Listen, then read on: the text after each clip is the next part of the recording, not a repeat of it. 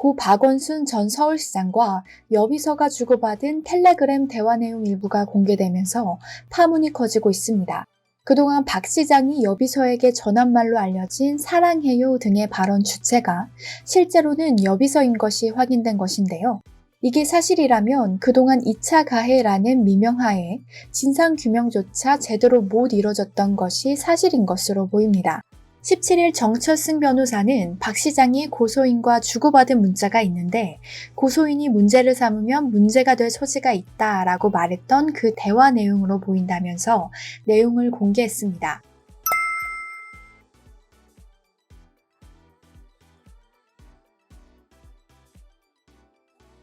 일반적인 상사와 부하 직원이 나눈 대화로 보이지는 않습니다. 정 변호사는 상사에게 선을 넘는 접근을 하는 이성 직원은 아무리 충실해도 거리를 두어야 한다. 박 시장은 시민단체 활동만 오래 했기 때문에 이 사건 전까지 상사에게 선을 넘는 접근을 하는 이성 부하 직원을 겪어보지 못했을 것이다. 박 시장의 치명적인 실수라고 덧붙였습니다. 고 박원순 서울시장 성희롱 사건 진상을 다룬 비극의 탄생의 저자 손병관 오마이뉴스 기자 또한 해당 내용이 모두 사실임을 밝혔습니다. 송 기자는 많은 분들이 경악했겠지만 그 대화 내용에서 가장 뜨악한 부분이 여비서의 사랑해요였다. 처음에는 박 시장이 여비서에게 사랑해요 라는 말을 한 것으로 보고 이래서 인권위가 성희롱으로 판단했구나 싶었다. 찬찬히 다시 보니 그 말을 꺼낸 것은 여비서였다. 또 다른 대화에서 시장이 내가 아빠 같다 라는 말을 했고 여비서도 맞아요, 우리 아빠라고 화답한다. 시장은 여비서의 사랑해요를 이 수준에서 받아들였다고 저는 이해한다 라고 덧붙였습니다.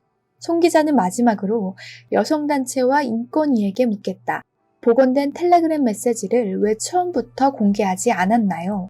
기자회견에서는 박 시장에게 불리하게 해석될 수 있는 텔레그램만 공개하고 기쁨줄 운운하는 자극적인 보도자료 배포에서 여론을 호도한 이유가 뭡니까? 라면서 인권위에게 화살을 돌렸습니다. 인권위는 이 모든 내용을 알면서도 박 시장의 행위를 성희롱이라 규정지었는데요. 이에 대해 행정소송을 제기한 박 전 시장의 유족 측은 오래전부터 텔레그램 대화 내용 공개를 요청해 왔다고 합니다. 김용민 평화나무 이사장은 박 시장 유족이 공개한 문자라며 제가 알고 있고 믿고 있는 박 시장은 작은 허물에도 힘들어했던 분이라 설명했습니다. 김 이사장은 이른바 성추문 언급이 유서에 전혀 없었던 점은 매우 수상하다. 사태의 정확한 진상이 가려지지 않은 상황에서 성추행 안 할 리 없는 남자는 없다라는 그 무참한 단정에 반기를 든다라는 내용을 남겼습니다.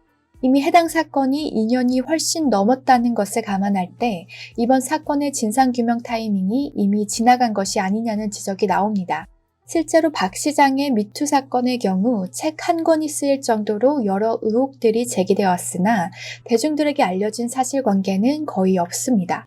그 이유는 의혹들이 하나씩 나올 때마다 여성단체들과 인권위가 2차 가해라는 지적으로 의혹조차 꺼내지 못하도록 했기 때문인데요. 일각에서는 의도적으로 진상규명을 회피한 것 아니냐는 비판도 제기되고 있습니다. 그렇기 때문에 이번 텔레그램 대화 내용 파장은 적지 않을 것으로 보이는데요. 해당 사건이 어떻게 흘러갈지, 이번 대화 내용이 스모킹건이 되지는 않을지 시선이 집중되고 있습니다.